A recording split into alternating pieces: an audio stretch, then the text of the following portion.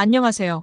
영원한 자주국방 대한민국, 정확한 국방 소식 전해드리는 대한민국 충성TV입니다. 구독과 알림 설정 진심으로 감사합니다. 대한민국 KF-21 전투기가 승승장구하며 우리 국민들의 자긍심이 높아지고 있습니다. 그런데 무엇보다 놀라운 것은 주변국의 반응입니다.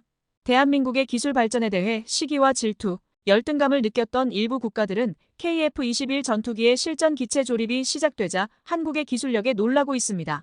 이들 국가 중에는 한국의 기술력을 과소평가하며 자국의 제20 전투기를 찬양하던 중국도 포함되어 있습니다. 최근 중국의 국영 언론인 인민일보는 대한민국이 미국의 F-22 랩터 전투기의 설계도를 훔쳤다고 주장하는 보도를 여러 차례 게재했습니다. 한국의 급속한 기술 발전을 이해할 수 없는 중국의 반응입니다. 대한민국의 기술력이 충격적인 속도로 높아지고 있으니 특히 중국에게 위협이 되는 행위라고 비난하는 황당한 기사가 게재된 것인데요. 심지어 중국뿐 아니라 일본 역시 대한민국의 기술 발전이 믿을 수 없을 정도라는 보도를 진행했습니다. 일본의 대형 우익 언론인 요미우리 신문에서는 한국의 기초과학 능력을 의심하며 한국이 발표한 기술력에 대해 의혹을 제기했습니다. 이들은 한국이 가진 기초과학 능력으로는 KF-21 전투기와 같은 성과를 내는 것이 불가능하다고 주장했습니다. 한편 일본은 1990년대에 개발된 F-2에 머물고 있으며 F-3 개발의 잠정 중단에 대한 실망감을 표현하고 있습니다. 대한민국은 20년 만에 KF-21 전투기의 초음속 비행을 성공적으로 달성하며 눈에 띄는 기술적 발전을 이루었습니다. 이 전투기의 설계는 스텔스 기능을 갖추고 있으며 레이더 반사 면적을 대폭 감소시키는 적, 레이더 차단 기술과 메타물질 시뮬레이션 능력을 동시에 갖추는 데 성공했는데요. 스텔스 형상 설계 이후 국방과학연구원은 KF-21 전투기를 위한 컴팩트 레인지 시설을 구축하고 레이더 반사를 측정할 수 있는 시스템 개발에 성공했습니다. 또한 한국항공우주산업은 조종사 간의 소프트웨어를 개발하여 공군의 요구 수준을 훨씬 넘어서는 성과를 달성했다고 발표했습니다. 이 모든 과정을 거치며 한국의 스텔스 전투기 기술 개발 역사는 짧지 않으며 국방부와 국군, 전문가들이 모여 한국 상황에 가장 적합한 스텔스 항공체계 연구를 오랫동안 비밀리에 진행해온 결과 이제 제대로 된 결실을 맺고 있습니다. 최근 스텔스 은신 비행 테스트는 사고에 대비하여 랜딩 기어를 내린 상태로 진행되었지만 추가 비행 테스트에서는 조종사의 안전까지 최종 확인하며 전투기의 개발 안정성을 크게 향상시켰다는 평가가 나왔습니다. 그동안 제기된 다양한 결함에 대한 우려를 종식시키는 데 충분했으며 스텔스 실전 작전 계획의 마지막 단계까지 모든 것이 순조롭게 진행되고 있다는 것을 증명하였죠. 그러나 스텔스 시험과는 별개로 비행 중 랜딩 기어가 접히는 장면에서 눈에 띄는 특이점이 발견되었습니다. 기존과 다른 랜딩 기어 설계는 접히는 각도와 바퀴를 지탱하는 부품이 원래 설계보다 강화되어 있음을 드러냈는데요. 군사 전문가들에 따르면 KF-21 전투기가 초음속 전투기로 설계된 특성상 지면에서 이륙하는 순간 랜딩 기어를 접는 것이 보편적이지만 당시 낮은 고도를 유지하며 비행한 것이 이례적이라고 지적했습니다. 이로 인해 KF-21 전투기의 설계가 항공모함, 함재기를 고려한 방향으로 다시 한번 변경될 수 있다는 주장이 제기되었습니다. 실제 비행에서 랜딩 기어가 접히지 않은 채로 비행하며 강화된 설계가 드러났다는 점이 특히 주목받고 있습니다. 랜딩 기어가 다소 비대해진 것은 물론 바퀴가 모두 접힌 후 내부에 복잡한 서스펜션 구조가 추가된 것을 볼 때 이는 특별한 의도를 가진 설계인 것입니다. 대한민국의 자주국방을 위한 기술 발전은 지속되어야 하며 군사기술의 발전을 통한 함재기 국산화는 필연적인 상황입니다. 한국의 방산기업인 한국항공우주산업카이는 KF-21 보람의 전투기가 다양한 형태의 개량형을 준비하고 있다고 발표했습니다. 오늘은 KF-21 개량형에 대한 대한민국 연구진들의 성과에 대해 알려드리겠습니다. 과거 한국의 공군 조종사가 운영하던 F-35가 전자계통 이상으로 인해 랜딩 기어가 작동하지 않아 동체 착륙을 진행했던 사고가 있었습니다. 한국의 베테랑 조종사와 우리 공군의 합동작전으로 큰 피해 없이 무사히 동체 착륙을 진행할 수 있었습니다. 당시 우리 공군은 미국의 F-35의 전자계통 이상으로 인한 랜딩 기어 및 작동이라고 주장해왔지만 미국 측에서는 이와 정반대로 버드 스트라이크로 인해서 전투기에 이상이 생겼다고 주장해왔습니다. 사건 당시 베테랑 조종사의 증언을 들어보면 전투기를 조종하던 와중 갑자기 일부 전자 시스템들이 완전히 먹통이 되면서 일부 기능 사용에 대한 제한이 생겼고 미국 측이 주장하고 있는 버드 스트라이커는 비행 도중에 없었다고 주장했습니다. 하지만 미국은 이를 완전히 무시하고 자신들의 주장대로 사건을 종결시켜버리는데요. 그럼에도 불구하고 우리 한국은 미국에게 큰 소리를 내지 못하는 입장인 게 현실이었습니다. 하지만 이제는 상황이 달라졌는데요. 한국항공우주산업카이는 전자전기 개발과 함께 함재기 버전인 KF-21 네이비의 개발에서 큰 진전이 있었다고 발표했습니다. 카이는 한국 해군과 협력하여 함재기 개발을 추진했으며 초기 계획에 따르면 KF-21의 개량형은 전자전 능력을 갖춘 함재기 형태로 항공모함에 탑재될 예정이었습니다. 현재 한국이 추진 중인 항공모함은 만재 3만 톤에서 4만 톤급이며 F-35와 같은 수직 이착륙 전투기를 제외하고는 다른 함재기를 운영하기 어렵습니다. 하지만 KF-21 네이비의 개발이 완료되면 이러한 상황이 변할 것입니다. 한국은 KF-21 전투기의 기본 모델을 바탕으로 다양한 파생형과 진화형을 개발하고 있으며 이들은 미래 전장에서 중요한 역할을 할 것입니다. 향후 한국이 핵잠수함을 운영하는 국가로 발전할 경우 이 전투기는 큰 기여를 할 수 있습니다. KF-21 복좌형을 포함한 모든 모델은 항공모함에 탑재될 수 있도록 추가적인 성능 개선이 필요합니다. 이에 대해 중형 항공모함 반대론자들과 미국산 F-35 찬성론자들은 신뢰성 문제와 함께 한반도에서 대형 항공모함이 효율적이기보다는 거대한 표적이 될 것이라는 우려를 제기하고 있습니다. 그러나 이들이 고려하지 못한 부분은 한국이 함재기를 국산화하지 못할 경우 한국 해군이 미국산 F-35B 전투기에 전적으로 의존하게 될 것입니다. F-35B의 운용은 부품 공급 문제로 인해 가동률이 계속해서 저하되고 있으며 정비를 위해서는 일본이나 미국까지 가서 직접 정비를 의뢰해야 하는 상황입니다. 한국 내에서는 비용을 지불하더라도 전투기의 내부를 점검할 수 없는 상황이 발생하고 있습니다. 무엇보다도 적을 공격할 가장 적합한 체계는 바로 KF-21 함재기입니다. 모두가 알다시피 F-35 전투기의 B타입은 수직이 착륙기 형태를 지니기 때문에 무장량이 형편없을 수밖에 없습니다.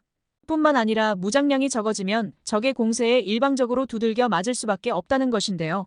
캐터펄트 방식으로 발진하는 KF-21 네이비 전투기는 F-35B 한 대에 비해 약 2배의 무장량을 자랑합니다. 이러한 관점에서 볼 때 현재는 개발에 어려움이 있을 수 있으나 장기적으로 한국이 중형 항모를 도입하고 강력한 해군을 운영하는 것을 목표로 한다면 KF-21 네이비 함재기의 개발은 한국에 있어 최선의 선택입니다. 이에 따라 KF-21의 비행 테스트는 예상보다 빨리 진행되고 있으며 이미 여러 시제기가 비행 테스트를 여러 차례 수행하고 있습니다. 카이는 KF-21의 개량형을 극비리에 개발 중이며 네이비 버전에 대한 연구가 진행 중인 것은 분명한 사실로 보입니다. 한국의 KF-21 스텔스 버전 블록 3 계획이 공개되자 중국과 일본은 이 소식에 큰 충격을 받았습니다. 중국의 환구시보와 일본의 마이니치 신문은 한국의 항공기 산업을 강대국 수준의 현실적 위협으로 묘사하며 이를 주요 뉴스로 다루고 있습니다. KF-21 전투기 사업은 한국 공군의 기존 전투기 노후화와 긴급한 배치 요구에 따라 국내 기술 개발의 일부 미완성된 부분을 고려하여 단계적 개발 계획을 채택했습니다. 초도 생산 이후인 블록 1에 이어 스텔스 기능을 갖춘 블록 2까지 개발할 계획입니다. 추가로 7천억 원이 투입되어 천룡 미사일과 극초음속 미사일 등 공대지, 무기의 운용 테스트를 진행할 웨폰베이가 포함되었습니다. 또한 블록 1 배치가 완료되기 전에 차기 버전인 블록 3와 가오리 X를 개량한 무인 전투기의 공동 개발 소식이 전해지면서 인근 국가들은 한 번 더 놀랐습니다. 2014년 초기 단계에서는 KF-21 블록 1과 블록 2의 개념만 구축되었고 블록 3에 대한 구체적 계획과 국회의 승인이 없었습니다. 그러나 한국의 기술력이 빠르게 발전함에 따라 상황이 급변하고 있으며 이는 한국이 더 고도의 기술 개발을 수행할 수 있는 폭을 넓혀주고 있습니다. 국방과학연구소에 따르면 KF-21 블록 3는 5세대급에서 6세대급에 달하는 스텔스 전투기 형태를 보여줄 것이며 F-35 전투기보다도 뛰어난 플라즈마 스텔스가 적용될 것이라고 언급했습니다. 일반적으로 최첨단 무기 기술을 개발하는 데는 개발체계 연구기간만 최소 5년에서 7년 이상이 소요됩니다. 경우에 따라서는 개발이 질질 끌려 10년을 훌쩍 넘기기도 합니다. 그렇기 때문에 2030년대에 본격적인 개발을 시작한다고 하더라도 지금부터 개발체계 연구를 시작하는 것은 늦어 보입니다. 하지만 한국은 이미 기술 개발을 거쳐 스텔스 실증력을 입증해왔습니다. 한국은 KF-21 블록 3와 가오리 X의 스텔스 무인 전투기 개발 사업을 통해 F-35 전투기에 내장된 장비를 넘어서는 최신형 매립형 전자광학 조준 장비와 IOTS 등의 다양한 스텔스 기반 기술 및 부품의 국산화에 성공했습니다. KF-21 전투기는 처음부터 F-22 랩터와 F-35와 유사한 스텔스 형상 설계를 도입하여 스텔스 전투기로 진화할 기반을 마련했으며 기체의 주요 부분에 레이더 흡수 재료를 적극적으로 사용하고 있습니다. 이러한 접근은 6세대 항공장비 개발에 중요한 기여를 하고 있습니다. 국내에서 개발된 스텔스 기술이 대거 도입된 것으로 확인되었습니다. 일반적으로 스텔스 성능은 형상 설계에 크게 의존하는 것으로 알려져 있지만 스텔스 성능을 저해하는 요인으로는 주로 엔진 블레이드가 지적되어 왔습니다. 해외 군사 전문지에 따르면 전투기의 각 구조물을 연결하는 수많은 리벳과 동체의 일자형 연결이 비효율적인 스텔스 형태라고 지적되었습니다. 이에 반해 KF-21은 교차식 모양으로 구조물을 이어붙이는 방식을 채택하였습니다. 또한 터빈 블레이드의 냉각 기술 개발이 빠르게 진행되고 있으며 국내에서의 엔진 생산 및 터빈 블레이드 제작에서도 성과를 보이고 있습니다. 한국이 스텔스 전투기 개발의 전초전을 이미 치른 상태임을 보여주며 스텔스 기술의 독자적 발전 가능성을 확장하고 있는 것을 증명합니다. 그리고 국민분들이 가장 궁금하실 부분은 바로 블록3입니다.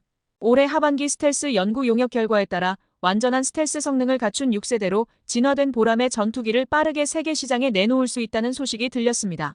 대한민국은 블록3 장기 개발 계획을 차근차근 추진하겠다고 공식 선포했습니다. 개발팀은 차세대 스텔스기에 필요한 내부 무장창, 전자광학 표적 추적 장비, 적외선 탐색 추적 장비 등 주요 내장 요소와 관련된 기술을 모두 확보했다고 밝혔습니다. 매우 높은 기술적 난이도를 요구하지만 순수한 한국 기술로 개발되었습니다. 국방부 관계자는 한국형 스텔스 기능을 위한 전투기 페인팅 기술도 이미 상당한 수준에서 확보되었다고 확인했습니다. 또한 합동참모본부는 저피탐 정찰용 무인 항공기 도입을 장기적인 소요 사업으로 설정하고 국방과학연구소 주도로 본격적인 개발에 착수할 것이라고 발표했습니다. KF-21 전투기 개발 과정에서 많은 비판과 반대에 직면했지만 결국 이를 극복하고 성공을 거둔 바 있습니다. 이제는 양산 대수 확대 및 함재기 버전 개발을 추진하면서 다시 한번 반대를 극복해 나갈 것입니다. 다음 뉴스입니다. 형제의 나라 튀르키예의 차세대 전투기, 이전에는 TFX로 불렸으나 현재는 칸으로 명명된 이 전투기가 첫 비행에 성공했습니다. 이 시제기의 비행은 당초 발표된 일정보다는 지연되었지만 튀르키예의 빠르게 성장하는 한국 항공우주산업에 있어 경쟁자이기 때문에 매우 중요합니다.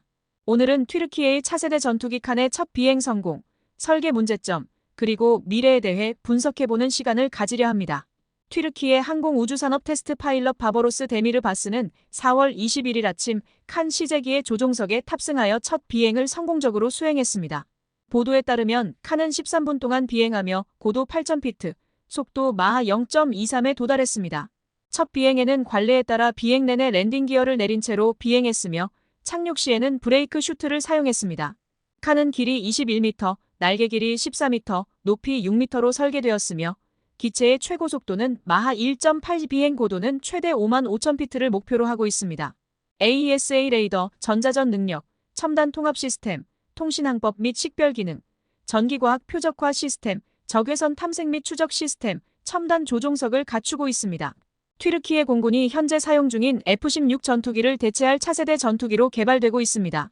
또한 칸은 5세대 전투기의 특성을 가지며 특히 저피탐 설계가 최적화되어 있지만 기체의 스트레스 내구성에 대한 구체적인 정보는 아직 공개되지 않았습니다. 이 프로젝트의 주요 목표 중 하나는 레이저 반사 면적을 줄이고 고성능 항공전자광학 및 기타 첨단 시스템을 갖춘 전투기를 개발하는 것입니다. 튀르키예의 경험과 기술 수준을 고려할 때 이러한 목표의 상당 부분이 달성 가능할 것으로 보입니다. 하지만 F-35와 같은 5세대 전투기가 갖춘 첨단 센서와 데이터 융합, 상호 운용성 등은 튀르키예에게는 도전적인 목표일 수 있습니다. 스텔스 기능 면에서는 특히 전방 부분에서 높은 수준의 저피탐 성능이 기대되지만 이는 추측에 불과합니다. 시험 비행을 위해 조종석 앞쪽의 ILST와 전방 동체 아래의 UTS 측면 인클로저가 제거되었습니다. 또한 칸은 미국 제네럴 일렉트릭사의 F-110 터보팬 엔진을 장착한 벡터링 배기 노즐로 구동되며 기체 후면에는 수평 안전장치와 눈에 띄는 테일붐이 장착되어 내부 공간이 더 넓어 보입니다. 첫 비행은 당초 2023년 12월 27일로 계획되었으나 약 2개월 지연된 후 성공적으로 이루어졌습니다. 2010년에 시작된 TFX 프로그램에 따라 구상된 이후 1년도 채 되지 않아 출시된 후 비행에 나선 것으로 튀르키예 항공우주 산업에 있어 매우 인상적인 성과입니다. 2019년 파리 에어쇼에서 처음으로 TFX의 구체적인 모형이 공개되었고 튀르키예가 러시아제 S-400 방공 시스템 구매를 철회하지 않아 F-35 전투기 프로그램에서 제외되면서 프로젝트가 본격화되었습니다. 미국과의 관계 악화는 F-35 프로그램 제외는 물론 F-16 전투기 추가 구매 요청도 거절당하는 결과를 초래했습니다. 튀르키예의 공무원들은 과거에 미국산이 아닌 다른 외국산 전투기로 노후화된 F-4 전투기를 대체할 공급자를 찾을 수 있다고 판단했습니다. 러시아의 수-57 구매를 시도했지만 제한적인 형태로 제공되는 것으로 보였고 유로파이터 컨소시엄으로부터 타이푼 구매 승인을 얻으려 했지만 독일에 의해 거절되었습니다. 최근 튀르키예가 스웨덴의 나토 가입을 승인한 후 미국과의 관계가 개선되었으며 바이든 행정부는 튀르키예에 대한 새로운 F-16 판매와 업그레이드 키트의 판매를 추진하고 있습니다. 이로 인해 튀르키예가 F-35 도입을 다시 추진할 가능성이 있습니다. 이런 혼란 속에서도 TFX 프로그램은 순조롭게 진행되고 있지만 미국이 제공하는 F-110 터보팬 엔진의 공급 여부에 대한 의문이 계속 제기되고 있습니다. 이 엔진은 튀르키예의 투사스 엔진 산업에서 라이선스 하에 조립되고 있지만 여전히 미국의 수출 제한을 받고 있습니다. 튀르키예 관리들은 결국 새 전투기에 국내 생산 엔진으로 전환하길 희망하지만 이것이 얼마나 현실적인지는 불분명합니다. 다른 외국 엔진 옵션으로는 러시아 엔진 또는 영국의 롤스로이스와의 엔진 제휴 가능성도 논의되고 있지만 기술 이전 및 지적 재산권 문제로 인해 영국과의 초기 거래는 결렬되었습니다. 러시아 옵션은 러시아의 우크라이나 침공이 본격화된 이후 사실상 불가능해 보입니다. 한편 우크라이나는 칸 전투기 도입을 검토 중이며 우크라이나가 튀르키예의 독자 엔진 개발에 기술 지원을 할 수 있다고 밝혔습니다. 칸은 상당한 수출 잠재력을 가지고 있으며 특히 이슬람 문화권 국가들과 중앙아시아의 사우디아라비아, UAE, 파키스탄, 아제르바이잔에서 경쟁력을 가질 수 있습니다. 칸은 저피탐 특성과 첨단 항공전자 장비를 갖춘 중대형 전투기 그룹에 속하며 이 그룹에는 중국의 FC-31과 한국의 KF-21이 포함됩니다. 특히 사우디아라비아와 UAE는 KF-21 공동 개발 및 도입에 관심을 보이고 있어 이들 국가들과의 수출 시장이 겹치기 때문에 칸은 가성비 면에서도 그렇고 개발이 될수록 KF-21의 발목을 잡을 것으로 예상됩니다. 튀르키예는 칸 전투기를 성공적으로 개발한 후 250대를 생산할 계획을 가지고 있습니다. 또한 튀르키예는 첨단 무인 전투기 개발에도 박차를 가하고 있으며 저피탐 무인 공격기 안카3와 저피탐 무인 전투기 바이락타러 키즐렘마가 개발 중입니다. 이 무인기들이 성공적으로 개발되면 칸 전투기의 보조 전력으로 채용될 가능성이 있으며 튀르키예는 전투기 대신 더 큰 규모의 무인기를 선택할 수도 있습니다. 튀르키예 정부는 국가의 자부심이자 미래의 주력 전투기인 칸에 대해 낙관적인 태도를 유지하고 있습니다. 또한 최근 보도에 따르면 튀르키예는 인공지능을 적용한 6세대 전투기 개발을 계획하고 있으며 이는 이미 칸에 투입된 많은 자원에도 불구하고 매우 야심찬 목표로 보입니다. 칸 전투기 개발은 단순하지 않으며 특히 엔진의 확장성 문제로 인해 향후 엔진 변경과 재설계 가능성이 높습니다. 우크라이나로부터 엔진을 공급받는다면 연비와 내구성 문제로 인해 개발 및 유지 비용이 상승할 수 있습니다. 만약 F-120 엔진을 사용한다면 칸은 F-15K보다 길이가 1.5m, 날개폭이 1m, 기체 높이가 50cm 더 크게 설계되어 기동성이 떨어질 수 있습니다. 개발해야 할 항전 장비, 레이더, 타겟팅 포드, 내부 무장창 등의 기술들은 단기간에 개발하여 적용하기 어려운 기술들입니다. 또한 날개 해부에 돌기들이 돌출되어 있어 레이더 단면적 RCS가 높아지며 스텔스 성능에 악영향을 미칠 수 있습니다. 전투기의 날개가 과도하게 삼각형으로 후퇴하게 설계되어 있어 윙락과 같은 공기역학적 문제가 발생할 가능성이 높습니다. 초도 비행은 성공했지만 향후 많은 테스트와 장애물이 남아 있습니다. 칸이 계획대로 2030년대 전후로 서비스에 진입할 수 있을지는 아직 미지수입니다. 오늘 소식은 여기까지입니다. 대한민국의 국방력 강화를 위해 KF-21 전투기의 발전이 계속되기를 바라며 반대를 무릅쓰고 전투기를 개발한 기술연구진에게 국민들의 성원이 어느 때보다 필요한 순간입니다. 대한민국 충성TV 시청해주셔서 감사합니다. 구독과 좋아요, 알람 설정해두시면 한국의 다양한 방위산업 소식을 받아보실 수 있습니다. 시청자분들 좋은 하루 보내세요.